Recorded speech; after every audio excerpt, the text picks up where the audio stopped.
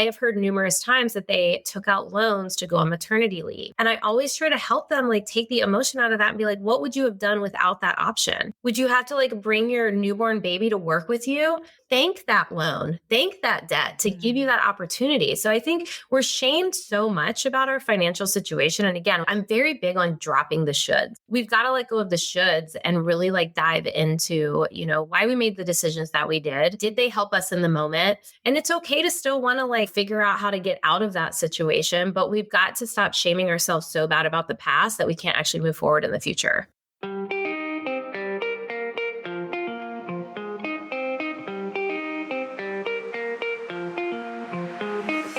Hey friend, and welcome to the Feel Good Social Podcast. I'm your host, Kinsey, and I'm here to help you market your business in a genuine way that works without wasting your precious time. So sit back, relax, and enjoy some genuine conversation for the good of your biz. Hey, my Feel Good friend, and welcome to the Feel Good Social Podcast. I'm your host, Kinsey, and today we are talking with the wonderful Misty about how we can create healthy financial and money habits for ourselves and how starting messy and getting curious can really improve our personal lives and business. This conversation was so great and inspiring, and honestly, I got to geek out about my recently discovered pastime of couponing. So you'll get to hear about that. It's really fun. But anyway, I know you're going to love this conversation as much as I did. And if you do, don't forget to share it with a business friend who could also use to listen to it. And why not leave us 5 stars or a friendly review on whatever podcast platform you're listening to us on, because that really will help us to continue growing our Feel Good Social community. All right, let's go ahead and dive right in. Hi, Misty. Thank you so much for coming on the Feel Good Social Podcast. I'm so excited to bring you on the show. Thank you so much for having me. I'm excited to have this conversation with you. Yes, and I did already introduce you just a little bit in the intro, but I'd love to hear from you. Who are you? What do you do? Who do you serve? Yes, my name is Misty Jayne. I was in the hair industry for 20 plus years. Then I turned money coach in 2020, like the rest of the world, into this digital space. And I'm a podcast host. I host the Starting Messy podcast, and I help people get their financial shit together and start things messy. I'm in a little bit of a pivot, so I'm excited about this conversation. I help people find clarity in a lot of aspects of their life that feel really hard and really stressful. I served the hair industry for a really long time. I'm still serving them, but I'm starting to branch out to women entrepreneurs in general. Hopefully that answered your question. Yeah, and I love that. I'm definitely needing some tips for getting my own financial shit together, so this is going to be great. But before we dive into all of the tips and all that jazz, I always like to kind of kick off the conversations by asking, how did you get started doing what you're doing now? What has that journey looked like for you? Oh my gosh. So I have started so many things. So we're going to just start with the money empowerment coaching. I was in the hair industry. I was pretty far in, I think 17, 18 years in. I was out on my own. I owned my own little suite. And I knew that I wanted to help other stylists. I knew that I had information and I had something that I could impact other people, but I wasn't very clear what that was going to look like. I had a friend, she was an educator that I was very nervous to reach out to, who was looking for a hair model. I reached out in the DMs, very scared, very like, oh my God, she's going to hate me, like all the imposter syndrome, right? Saying, hey, I'm the perfect candidate for this. Take me. So she took me. We started having a conversation and I told her about my money story. So I'm going to keep this very short. Basically, I had these limiting beliefs around being a hairstylist, seeing family that was always in debt. My husband and I had just had a baby. And we found ourselves in $48,000 worth of debt. We didn't really realize that we had that much, and we had bigger dreams for ourselves. And what ended up happening is we really dove into learning money management, learning like the basics of financial literacy, and we got ourselves out of the $48,000 in debt within 2 years. And there was this neighborhood growing up that we always used to drive around. And we always would say, we can never live here because we didn't go to college. We can never live here because, you're a blue collar worker and I'm a hairstylist. Well, when we paid off our debt, 8 months later, we bought a house in that neighborhood. I'm sitting in the house now. So I was telling this story to my educator slash hairstylist, now friend. And a month later, she calls me and she said, I want you to come to my salon. She owned a salon. I want you to come to my salon. I want you to teach a class. And I was like, what? I've never taught a class. She's like, your story was so inspiring. I just want you to just come and tell your story. You can sell tickets, just come and tell your story. So I did. I sold the tickets for like $55. It sold out. There was 25 stylists there. And it was that day that I realized that there was a hole in the industry, personal finance, because hairstylists can make a lot of money, but a lot of them don't know what to do with it when they get home. And the basis for financial literacy is not taught. So when 2020 hit, I sped up my 5-year plan of becoming a coach and educator, and I just went all in. I completely left my clientele. My 17, 18 years of clientele, I broke up with all of them. I went all in on coaching. It was one of the scariest things I've ever done. And here I am now in 2024, still talking about the same thing, realizing that it's not just for hairstylists, because personal finance isn't taught to anybody unless you seek out the information. And if you're not willing to listen to Dave Ramsey shaming you, then I'm your girl. So that's basically a very long story condensed. That is so wonderful. And my audience knows this about me. I just love when people's businesses are connected to their origin story in such a personal way. And you can literally speak from experience, speak from emotion. I just feel like it truly gives you something special to hold on to in your business whenever your origin story connects in that way. So I loved hearing that. And you are speaking to the right audience, lady. We need to hear the financial tips, but exactly like you said, not in a way where we're being shamed or yelled at, because money can be a very scary thing. And we can hold just so much shame for getting swept up in things, for not feeling like we know what we're doing or wanting to look at the numbers or anything like that. So I guess what are some of those really simple things that have worked for you and that maybe you teach your people now that can be really helpful when it comes to the money stuff? Yeah, when it comes to the money stuff, the very first thing is to give yourself a break.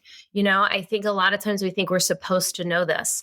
We're supposed to have this information. It is not taught in schools. It is not, unless you're going to a college course. I learned how to write a check in high school. That was it, So financial literacy, a lot of times is just our information on it and our education around it is brought down from generation to generation to generation. And that's not always the best information. I had a mom who was like, you only live once, just as long as you have good credit, you can buy anything. And then I had a dad that's very much in scarcity. And I was somewhere in the middle where I was like, oh, you only live once. And then you get a big bill and start freaking out. And I think we have to remember that we have to seek out the information, and putting our head in the sand and pretending it doesn't exist is going to continue to put us in a bad cycle. So I always tell people, give yourself some grace that you don't know this.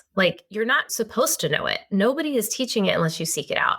So that's always my number one thing, because there's so much shame in even reaching out for help. There's so much shame in even saying, I don't know how to manage my money. People are more prone to talk about their sex life than they are to talk about their financial situation.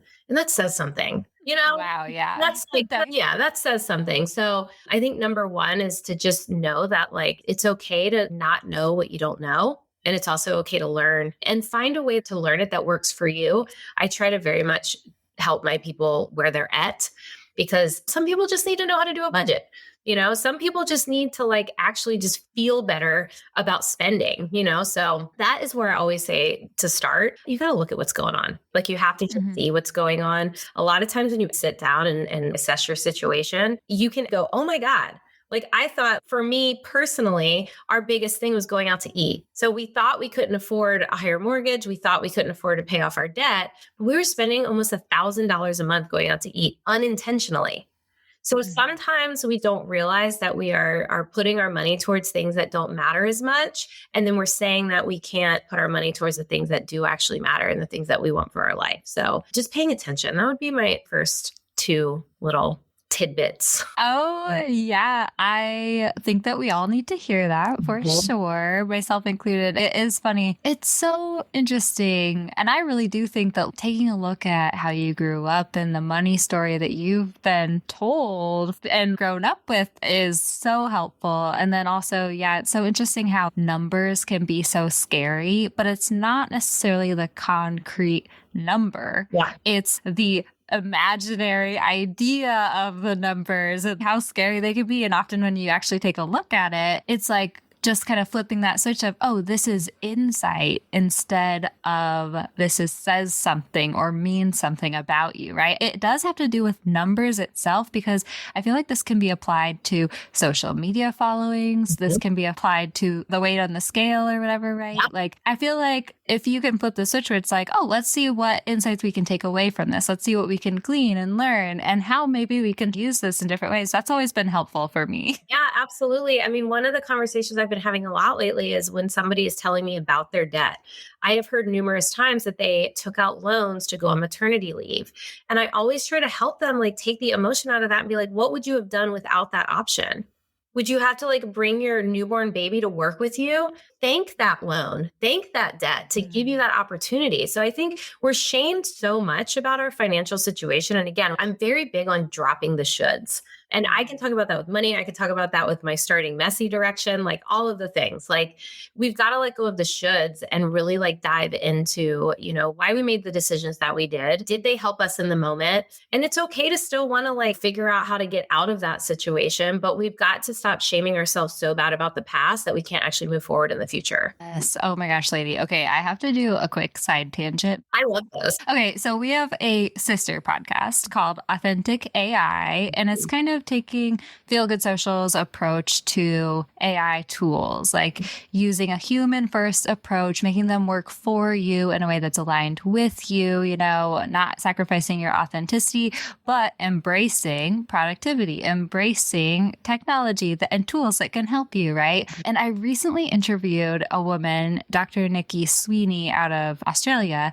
and one of her big messages is more women need to be using AI tools. Actually, she was throwing out numbers. She's like 78% of people creating these tools in the AI industry are men. Yeah. More men have access to the internet all over the world. Men are 2 times more likely to be using AI tools than women. And the crazy thing is that with these AI tools, literally, you can quadruple the amount of work in your productivity. And if we don't use these tools as women, it really is going to not only increase the income gap for women, but also the way AI tools work is that the users train the tools. So if women aren't using these tools, then we're not being represented in the future tool, Yeah. right? And okay, so the reason I brought this up is because I asked her, is like, why do you think it is that more men are using these AI tools than women? And of course, it comes back to women aren't as involved in STEM subjects or tech spaces usually. But also, I think is really interesting is that women are more concerned often with authenticity, with the way we show up in the world, and also being viewed as hard workers and deserving of the work that we do, right? Because we have to be, because otherwise we could be judged for cutting corners or feeling guilty or using the easy way out, right? Whereas if men use tools like AI tools and stuff, it could be looked at as innovative and productive. But it's really interesting to me, this whole topic of like, can we stop, please, shaming ourselves? Can we stop making it harder for ourselves? We all really need to be embracing the tools that make it easier. We need to be accepting that, yes, sometimes we need to take out loans and do what we need to do in order to live the life we want to live and eventually make more money and different things like that. And it's like, it truly is like all of these like mindset shifts. If we can all talk about this stuff more, it can be so impactful, right? This is like a perfect example too of how like generations have leaked into the way that we think today. Because I think it was the 70s. It was the first time women were allowed to get loans without their husband co-signing. The 70s. That's my mom's generation. Like that was not that long ago, So, and then we tie so much of our worth around those things, around what we're doing, around how much money we have, around all of these things. And another thing on this point that I have been thinking a lot about lately is personal development books. How are they marketed to women? Self-help. How are they marketed to men? Leadership. Like, what? So I think as women, we need to figure out how to put ourselves in those spaces. How can we put ourselves in a better position instead of just being like, my husband will take care of it. I don't need to know that. You know what I mean? And with the AI stuff, it's so interesting to me when people are trying to like put it down, because I'm like, do you realize how much more time you could have if you utilize this? Like I utilize it in so many different ways, editing the podcast, like just so many. I can literally type in something and be like, give me 20 ideas on things I could write about. And it just pops up and it's so amazing. But people just stop with what they know. And they think that this is just who I am and this is just how I'm supposed to be. And it's like, we don't take the time to actually get curious. We just reject things that we don't understand. And we accept things that feel good, even if they're full of fear and full of stress, but we're used to hearing them.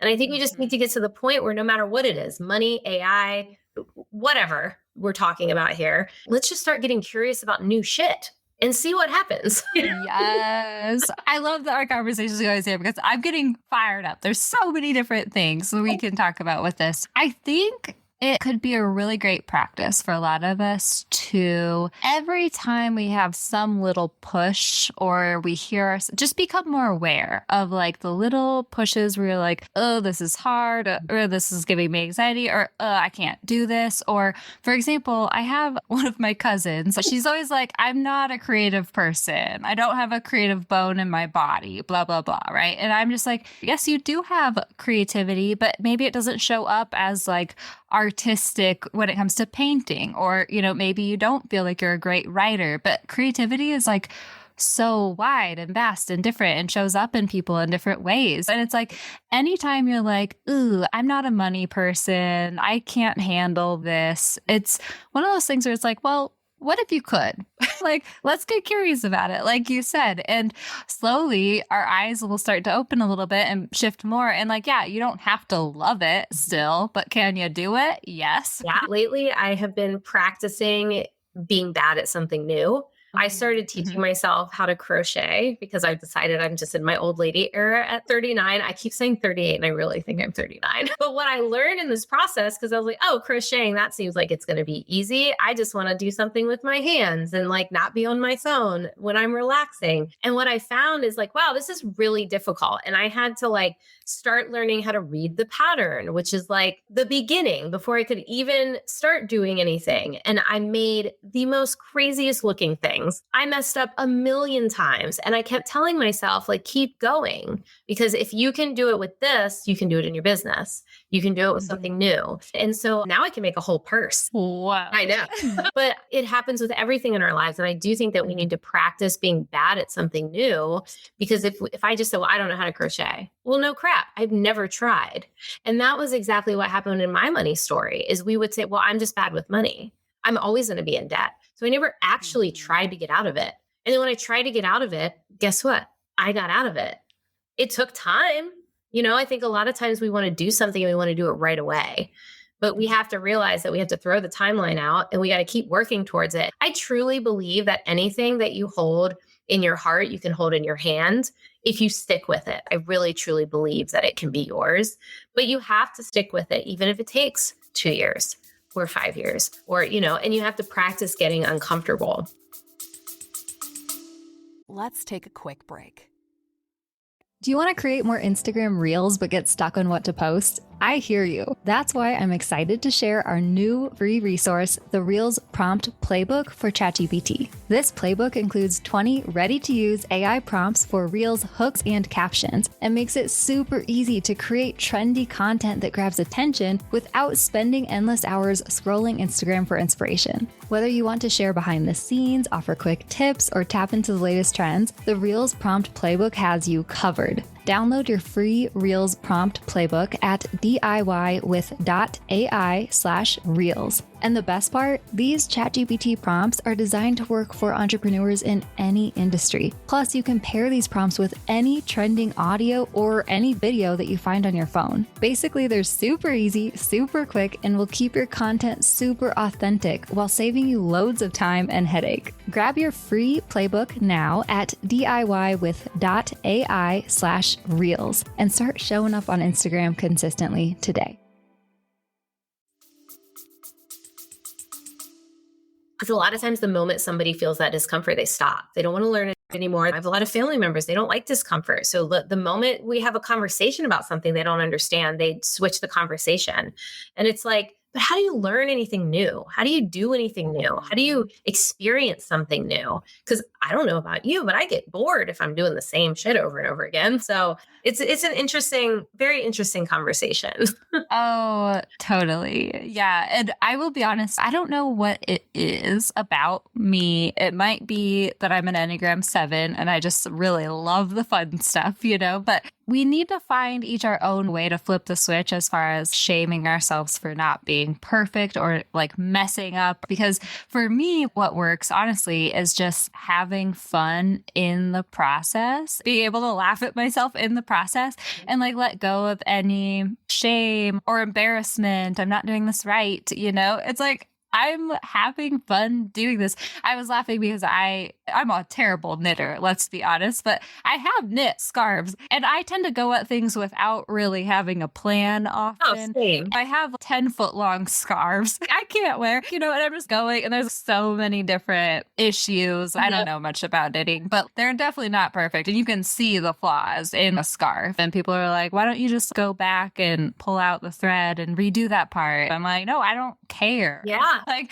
I'm not going to wear this anyway. And I don't really care what it looks like. I'm just like laughing at myself in these little imperfections. And the same can be said, like showing up on Instagram and stuff. I used to be so scared, nervous with myself out there. And I think just like laughing at myself and also maybe having a few friends in a community that can laugh together at those things. That's been helpful for me. Is there anything that's been helpful for you and kind of the messy stuff?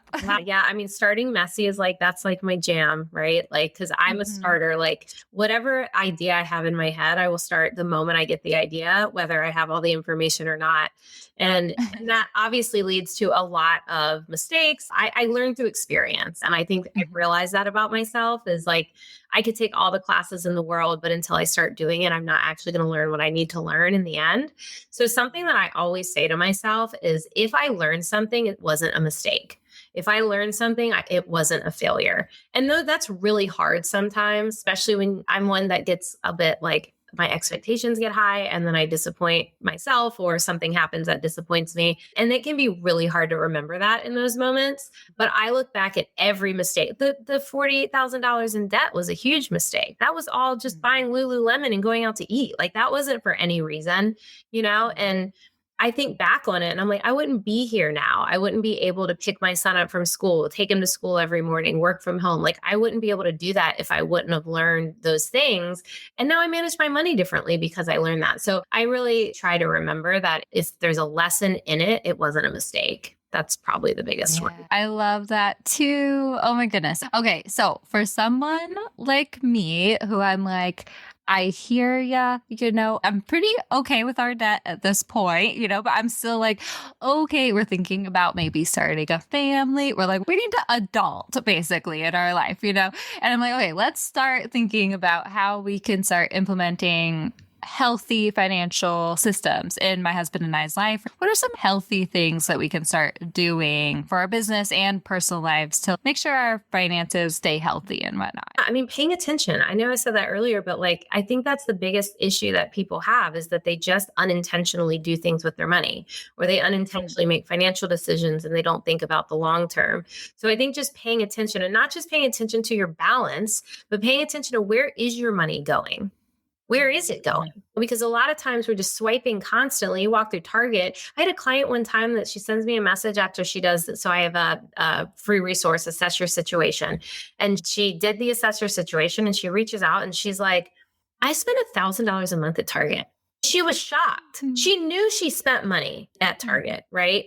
But like she had no idea because $27.40 a day is $10,000 a year. $27. Wow.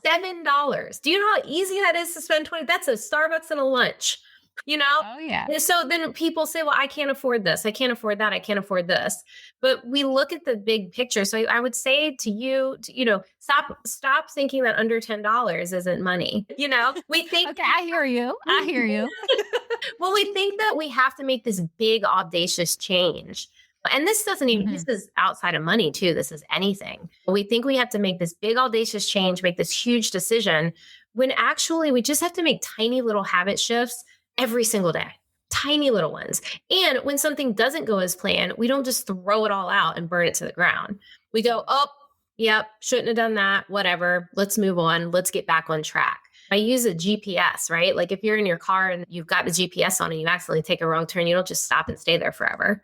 You know what I mean? Like you reroute. So I think looking at the tiny stuff, and again, this can be for money, this can be for anything, and being intentional about it. I really think that intention goes a long way in anything that you're trying to do, especially when it comes to finances. I don't like calling it a budget. I like calling it a spending plan, because I want people to be empowered by their spending. So instead of being like, I have to restrict myself, I can't go and spend $1,000 at Target. Well, when I asked that client, what were you spending it on? And her answer was, I don't remember. There's a big difference than, oh my God, I bought this amazing blow up pool and we did this whole cool backyard thing. You know what I mean? Like there's a big difference. So being able to use your money towards the things that actually light you up and enhance your life and make your journey more fun, goes a longer way than just like, I'm going to treat myself today. And then 3 days later, you're like, I don't know why I did that. Firstly, I think in business, well, and honestly too, personal life too, like the subscriptions, I think is where my husband and I are somewhat getting caught up, because especially subscriptions for like Hulu, Netflix, Max, go back at this point. And we're always like, okay, we're gonna cancel this one. And then like, of course, something comes out that we want to watch. But then also in my business, oh my gosh, especially with like the authentic AI stuff. And now I'm like, tools crazy. And so I'm really trying to set boundaries with that. Another recent thing too that I've discovered about myself, okay, this is kind of embarrassing to admit, and it means that I'm an adult at this point, I think, but I downloaded the Safeway app finally, and couponing. Oh my goodness. I'm getting so excited with like the stuff I'm saving. I literally call my mom after every time I go to the grocery store. Mom, I saved $15 today. Or like I've made up to $47 has been the most I've saved, but I was so proud of myself. Well, so let's talk about that for a second, because again, one of the things, so as a money coach, like I don't like literally like do a budget for you. I teach you tools. I teach you like conversations like this, right? So for example, coupons. So when I was getting out of debt, I like actually used coupons. Now, before that, I thought you only use coupons if you're poor. You only I had this crazy story that coupons like meant something about me as a human being, which is ridiculous, because I would save so much money. And now it's so easy. Like the grocery store, you can go right on the grocery store app, clip your coupons, and then run your little card and no one even noticed you use them. Yes. Because it's like, I don't think a person in line that has 75 paper coupons. Like that was where my mind went, but how much have you saved and how long? Oh my gosh. Okay, yeah. Let's talk about this real quick. You're the only person I can geek out about this. All right. Also, literally last night with my mom, I watched the movie Queen Pins, and it's like about the ladies who did the coupon scam or whatever. Yep. But anyway, okay. So yes, and I love that like couponing is so easy these days too, because exactly, it's an app. You don't have to actually clip them. We really need to let go of that story of like any sort of, I think I was holding a shame story too with coupons where you used to have to, they'd scan them. People behind you in line might be getting annoyed or something. Like now, especially, I don't know where you shop, but Safeway makes it so easy. I'm sure every grocery store does, but also in my Safeway app, it counts up like my lifetime savings, right? So I'm up to like $300 in like just a few months, just saving on things that we normally get anyway. And yeah, one time, oh my gosh, I was so excited because someone actually called over a manager because the thing was like stopping me because they're like, I was like, I don't know what's wrong. The self-checkout's like not working. And they're like, oh, you're saving too much money, lady. Congratulations. I can't like, flip my hair. I love it. Yeah. Yeah. Oh, man. But anyway, thank you so much for chatting with us about this. Is there anything else that you're feeling called to share with our audience right now? I think one thing, to not accept or deny any idea, whether it's about money, whether it's about anything, is getting curious about new things. Because I really think that all those blocks that we have in our mind is us just trying to block out new information. And that's not fair to us, because a lot of the things that we desire or we think other people have that we don't have is our own fault for just like mentally being like, that's not for me. That's not for me. I can never have that. And it's not true. And so the last thing I would say is just get really curious. If it's something you're completely like, oh, absolutely not, ask more questions. Ask more questions, because why are you rejecting it so much? Because there's probably something there that needs to be addressed. And it could be the thing, even if you don't want to accept whatever it is, that block could be the thing that's stopping you from getting exactly what it is that you want. Yes. Oh, I love that. So thank you for coming on this show. Can you share with us about where people can connect with you, but also your free resources? Because those sound so cool. Yep, absolutely. So I'm on Instagram. I live on Instagram. I'm at _Misty Jayne _. The Jane has a Y in it. Everyone forgets the Y. I also have a podcast, the Starting Messy podcast, where I interview entrepreneurs. And actually, I'm going pretty hard on solo episodes about starting messy. There's also quite a few money conversations in there. You can find that in the link in my bio, or I can send it to you if you put it in show notes. And I also have the Starting Messy workbooks, as well as like letting go of your mental blocks and focusing on actions that you need to take to start messy, because I'm all about starting messy. Thank you so much for coming on the show. I've loved our conversation. Thanks so much for having me. How great was Misty, you guys? I truly enjoyed chatting with her, and she really dished up such great advice that we all need to hear. So if you did love this conversation as much as I did, make sure that you share it with a business buddy who could also use to listen to it. And why not leave us 5 stars or a friendly review while you're at it, because it really will help us to continue building our feel-good community. All right, I hope you have a wonderful rest of your week, and I'll catch you next time I catch you. Thanks so much for listening, my friend. For show notes and a whole lot of other awesome freebies, visit feelgoodsocial.com. Simply go to feelgoodsocial.com for all the goods.